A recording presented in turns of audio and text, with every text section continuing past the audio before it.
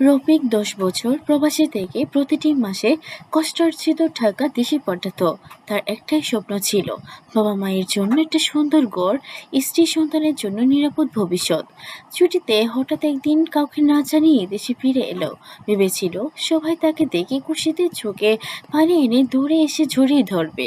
কিন্তু ভারী উঠানে পা রেখে সে বুঝতে পারল বাস্তবতা তার কল্পনার মতো নয়। বাড়ির অবস্থা আগের মতোই। যে জমি কেনার কথা ছিল তা কেনা হয়নি। ব্যাংকে কোনো সঞ্চয় নেই। হিসাব চাইতেই জানা গেল বছরের পর বছর তার পাঠানো টাকা অপ্রয়োজনীয় খরচ আর বিলাসিতায় শেষ হয়ে গেছে।